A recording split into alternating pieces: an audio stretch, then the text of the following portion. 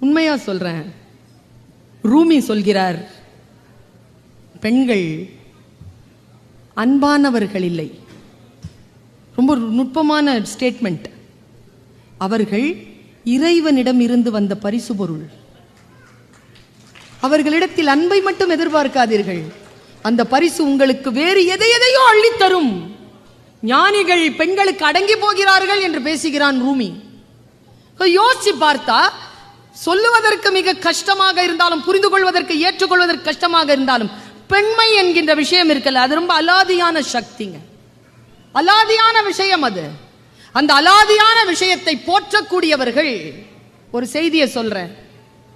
நான் சமீப காலமா மன எழுச்சிக்கான வகுப்பு நடத்துகின்ற பொழுது, பிள்ளைகளிடத்தில் பேசுகின்ற பொழுது இதை சொல்லிக்கொண்டே இருக்கிறேன். முடிந்தால் நீங்களும் ஒரு முறை இதை நினைவுபடுத்திக் கொள்ளுங்கள். தெரிந்தவர்கள் நினைவுபடுத்திக் கொள்ளுங்கள், தெரியாதவர்கள் தெரிந்து கொள்ளுங்கள். சில விஷயங்கள் நமக்கு ஏதாவது ஒன்று கத்துக் கொடுக்கணும். இப்ப இந்த அரங்கத்திற்கு நீங்கள் வந்தீர்கள்.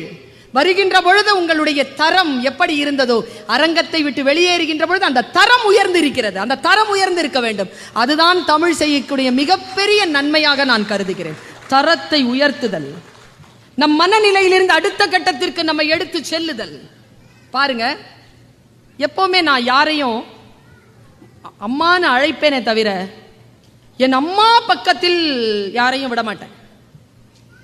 அம்மா அல்டிமேட். அம்மா அப்படின்னு சொல்லிட்டு ஒரு பொண்ணை சொன்னேங்க. அவளுக்கு 22 வயசு. இப்போ ஒரு 30 வயசு இருக்கும். அந்த 30 வயசு பொண்ணு நான் அம்மான்னு ஏன் கூப்பிட்டேன்? அவ என்ன செஞ்சா? அப்படி யாரு அவ? நான் யாருன்னு அவளுக்கு தெரியாது. அவ மொழி வேறு, என் மொழி வேறு. அவள் நிலம் வேறு, என் நிலம் வேறு. அவள் வடநாட்டுக்காரி, நானும் அவளும் ஒரு தாய் நாடுதான். ஆனால் அவள் தேசம், அவள் பிரதேசம் வேறு, என் பிரதேசம் வேறு. அவள் கலாச்சாரம் வேறு, என் கலாச்சாரம் வேறு. அவள் மார்க்கம் வேறு, என் மார்க்கம் வேறு. ஆனாலும் நான் அவளை அம்மா என்று சொன்னேன். எப்படி அவள் என் மனதை பாதித்தாள்? அப்படி என்ன செஞ்சா அவ? எத்தனையோ விஷயங்களை நான் வாசிக்கிறேன். மனதில் தூய்மையோடு அதை நம்புகின்ற நேரத்தில் அதை நான் மற்றவர்களிடத்தில் பகிர்ந்து கொள்கிறேன். ஆத்மார்த்தமாக விஷயங்களை எப்படி நான் உள்வாங்குகிறேனோ அந்த ஆத்மபூர்வமாக அதை நான் வெளிப்படுத்துகிறேன், நான் வெளிப்படுகிறேன். அவளை நான் அம்மா என்று அழைத்தேன். எப்பொழுது தெரியுமா? அவளுக்கு வயசு 22ங்க. அவ பேரு அரூமினா சின்ஹா. அவ உத்தரப்பிரதேசத்தை சேர்ந்த ஒரு பெண், 22 வயசு, வாலிபால் பிளேயர். அவ ஒரு நாள் உத்தரப்பிரதேசத்திலிருந்து டெல்லிக்கு போறா. வேலை கிடைச்சிருக்கு அவளுக்கு டெல்லிக்கு. ராத்திரி 1:30 மணி ட்ரெயின்ல 4 ஆண்கள் ஏறுறாங்க. அவ செயின் ஏதோ போட்டிருக்கா. நான் அவளை எங்க தெரியுமா பார்த்தேன்? அவளுடைய வீடியோவை பார்த்தேன். எப்போ தெரியுமா பார்த்தேன்? என்னுடைய பிள்ளைகளுக்கு, கல்லூரி பிள்ளைகளுக்கு நான் ஒரு கேம்ப் நடத்துவேன் NSSல. மன எழுச்சிக்காக, மோட்டிவேஷனுக்காக ஒரு வீடியோ கிளிப்பிங்ஸ் எடுத்து தேடி தேடி அந்த குழந்தைகளுக்கு போட்டு காட்டு. அப்படி ஒரு டாக்குமெண்ட்ரி ஃபிலிம்ல அவ வரா. அம்மான்னு சொன்ன அவளை நான். நீங்க முடிஞ்சா யூடியூப்ல போய் அவளை போட்டு பாருங்க, அவளை போட்டு கேளுங்க. நமக்கு பல விஷயங்கள் நம் முன்னால் வந்து நிற்கிறது. நாம் சினிமாவையும் அரசியலையும் பற்றி மட்டும்தான் பேசுகிறோம். அதுவும் கட்சி சார்ந்த அரசியலை பேசுகிறோம். தேசம் சார்ந்த அரசியலை நாம் சிந்திப்பதே இல்லை. சினிமா பற்றி பேசுகிறோம். சினிமா என்பது நம்முடைய வாழ்க்கையின் கலாச்சாரங்களில் ஒன்று. அது சிறப்பாக இருக்க வேண்டும் என்ற அக்கறையோடு நாம் அதை பார்ப்பதில்லை. கேளிக்கையாக பார்த்து கடந்து போகிறோம். யோசிச்சு பார்க்கிறேன் நான். அந்த பெண் அவ பேட்டி கொடுக்கிறா. என்ன ஆச்சு தெரியுமா? 4 பேர், அவ ஹிந்தியில பேசுறாங்க. எனக்கு ஹிந்தி தெரியும், அதனால் எனக்கு புரிகிறது. கீழே ஸ்க்ரோலிங் போயிட்டு இருக்கு இங்கிலீஷ்ல. முடிஞ்சா ஹிந்தி தெரியாதவர்கள் ஸ்க்ரோலிங்ல தெரிஞ்சுக்கோங்க. அவ பேசுறாங்க. அவ என்ன பண்ணிருக்கா? ட்ரெயின்ல டிராவல் பண்ணிட்டு இருக்கும்போது ராத்திரி 1:30 மணிக்கு 4 பேர் ஏறுறாங்க. அந்த கோச்ல நிறைய பேர் இருந்தும் கூட அவன் அந்த செயினை பிடிச்சி ஒருத்தன் இழுக்கிறான். இவ ஸ்போர்ட்ஸ் கேர்ள், தடுக்கிறா. உங்களுக்கு தெரியும் தானே, வன்முறை என்பது நீங்கள் எதிர்க்கின்ற பொழுது இன்னும் கூடுதலாக உங்களுக்கு கிடைக்கிறது. அடங்கி போனால் வன்முறை ஒரு அளவோடு இருக்கிறது, அது தொடர்கிறது. எதிர்த்தால் உயிர் போகிறது. அவ எதிர்க்கிறாங்க. 4 பேர் என்ன தெரியுமா பண்ணாங்க? அவளை பிடிச்சி இழுத்து ஆளை சின்ன பின்னமாக்கி அவளை சவமாக்கி அவளை ராத்திரி 4 மணிக்கு அவளை கொண்டு போய் அவள் போராடுறாங்க. 4 மணி வரைக்கும் போராடுறாங்க. அவளே சொல்றா, இத போராடி கொண்டு போய் அவளை கரெக்டா அந்த கதவு கிட்ட கொண்டு வந்துட்டாங்க. அவ எவ்வளவோ போராடுறா, முடியல. கதவுல இருந்து அவளை தள்ளி விடுறாங்க. ஓடுற ட்ரெயின்ல இருந்து விழறா 4:30 மணிக்கு.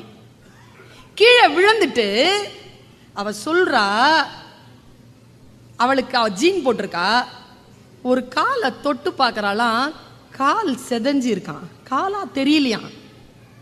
இந்த ரைட் காலை தொட்டு பார்க்கறா, எலும்புகள் துருத்திட்டு இருக்கான். எப்படியோ எழுந்து நின்னு கிராஸ் பண்ணலான்னு போனா இன்னொரு ட்ரெயின் வந்து அடிச்சிருக்கு. முதுகு தண்டு உடைஞ்சு போய் விழறா. அவ சொல்றா, அடுத்த நாள் சாயந்தரம் 5:30 மணிக்கு தான் அவளை ரெஸ்கியூ பண்ண வந்திருக்காங்க. பரேலி ஹாஸ்பிட்டல் அவளை கொண்டு போய் போடுறாங்க. நான் நாய்களை விரட்டி கொண்டிருந்தேன்ங்கிறா, அன்கான்சியஸா ஆயிடக்கூடாதுங்கிறதுனால அவளை கொண்டு போய் போடுறாங்க. 5:30 மணிக்கு சாயந்தரம். டாக்டர்ஸ் வந்து சொல்றது என் காதல விழுது, அனிஸ்தீஷியா இல்ல, ஆப்ரேட் பண்ண முடியாது, ஆப்ரேட் பண்ணலன்னா 2 காலையும் எடுக்கணும், ஆப்ரேட் பண்ணா 1 கால் எடுத்துடலாம்.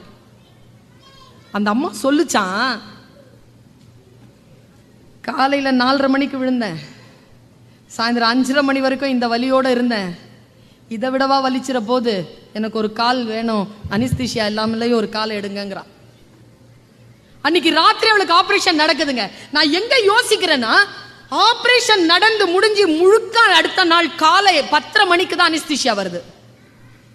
அனிஸ்தீஷியா கொடுக்குறாங்க. 3 நாள் மயக்கத்தில் இருக்கா, விழிச்சிருக்கா.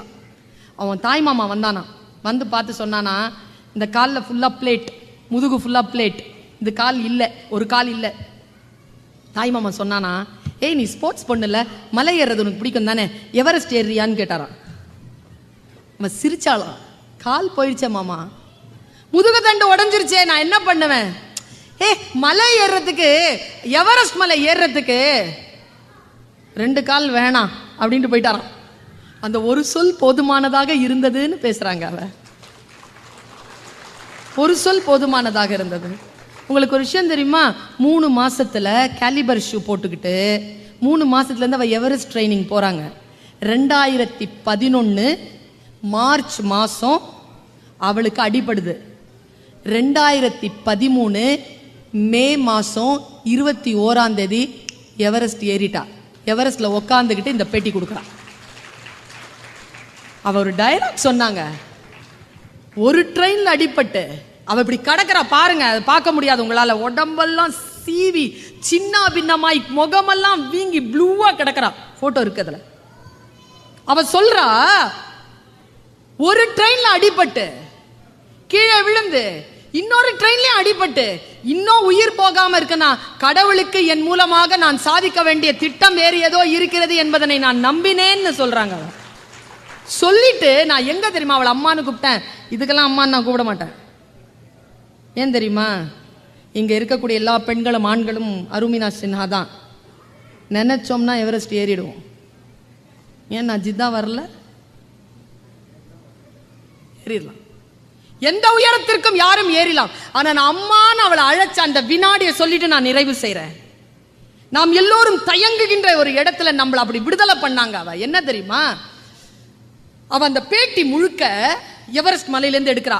காலை அடிச்சு அடிச்சு சொல்றாங்க, இது பிரச்சனையே கிடையாது, இதெல்லாம் ஒரு பிரச்சனையே இல்லை, அடியெல்லாம் ஒரு பிரச்சனையே இல்லை அப்படிங்கிறா. என்ன சொல்லிக்கிட்டே இருக்கா. அவ அடுத்த ஷாட் பார்த்தா அவ முழுக்க முழுக்க அந்த இன்டர்வியூவை 3 இடத்துல கொடுத்துருக்கா. 1 எவரெஸ்ட்ல கொடுத்துருக்கா. 2 அவளுடைய ரூம்ல உட்காந்துட்டு அவளுடைய ஸ்டடி டேபிள்ல உட்கார்றா. மற்ற 40 நிமிஷம் அந்த டாக்குமெண்ட்ரி ஃபிலிம்ல அது ஒரு 3 நிமிஷம், உட்காந்து பேசுறது ஒரு 10 நிமிஷம். மீதி இருக்கக்கூடிய அரை மணி நேரம் அவன் எங்கிருந்து தெரியுமா அந்த பேட்டி கொடுத்தா? ரயில்வே ட்ராக்ல இருந்து. நீங்களும் நானும் எவரெஸ்ட் மலை ஏறிடலாங்க, ஆனா எங்கே தோல்வியுற்றோமோ, எங்கே நாம் அடிபட்டோமோ அந்த இடத்தை வந்து சந்திப்பது நம்மால் முடியாதுங்க. அவ அந்த இடத்தை சந்திச்சாங்க. அந்த இடத்தை சந்திச்சுட்டு காட்டி காட்டி சொல்றாங்க, இந்த ட்ராக்ல தான் என் உயிர் போச்சு, இந்த ட்ராக்ல தான் நான் மானம் இழந்து கிடந்தேன், இந்த ட்ராக்ல தான் என் கை கால் உடைஞ்சு கிடந்தேன், இந்த ட்ராக்ல இருந்து தான் நான் எவரெஸ்ட் ஏறினேன். இந்த ட்ராக்கை இன்னைக்கு நான் பார்க்கிறேன், இந்த ட்ராக் கிட்ட நான் சொல்றேன், நான் ஜெயிச்சிட்டேன், உன்னை என்னால் தோற்கடிக்க முடியவில்லை, நான் ஜெயிச்சிட்டேன்னு சொன்னாங்க. நாம் எங்கே தோற்றோமோ அந்த புள்ளியிலிருந்து தான் நாம் ஜெயிக்க முடியுமே தவிர, தோற்ற இடத்திலிருந்து தப்பி ஓடி வந்து வேறு இடத்தில் ஜெயிப்பது என்பது ஒரு காலமும் வெற்றி ஆகாது என்பதனை அருமினா சின்ஹா சொன்னதனால் நான் அவளை அம்மா என்று சொன்னேன். ஏனென்றால் என் தாய் எனக்கு சொல்லி தந்தாள், யார் உன்னை அவமானப்படுத்தினாலும் அந்த உதடுகளிலிருந்து தான் நீ பாராட்டை வாங்க வேண்டுமே தவிர அவர்களை எதிர்த்து விட்டு அப்புறம் செல்லுவது அல்ல உன் நோக்கம் என்று சொல்லி தந்த காரணத்தினால் சொல்லுகிறேன். வாழ்க்கையில் வாய்ப்புகள் வரும், அந்த வாய்ப்புகளை ஆகுமானதாக மாற்றிக்கொண்டு இறை அச்சத்தோடு அடுத்த கட்டத்திற்கு உயர்வதற்கான அத்தனை தன்மைகளையும் பெறுவது என்பது மிக மிக ஆசீர்வாதமான ஒன்று. நாம் வேறு யாரோ ஒருவருடைய வெற்றியை தான் வேடிக்கை பார்க்கிறோம். அப்படி இல்லை. வாழ்க்கை எல்லோருக்கும் ஒரே வினாத்தாளை கொடுப்பதே இல்லை. முகங்களைப் போல அவரவர்களுடைய வாழ்க்கை வித்தியாசமானது. வித்தியாசமான வாழ்க்கையை நம் போக்கில் நாம் மன உறுதியோடு சந்திக்க வேண்டும். அதற்கான உதவிகளை வல்ல இறைவன் நமக்கு ஏற்படுத்தி தர வேண்டும். வல்ல இறைவன் உதவிகளை அனுப்புகின்ற பொழுது அதை புரிந்து கொள்ளக்கூடிய மனப்பாங்கு நமக்கு இறைவனால் அருளப்பட வேண்டும் என்கின்ற வேட்கையோடு உங்கள் அத்தனை பேருக்கும் வாழ்த்துக்களை சொல்லி நிறைவு செய்கிறேன். நன்றி. அஸ்ஸலாம்.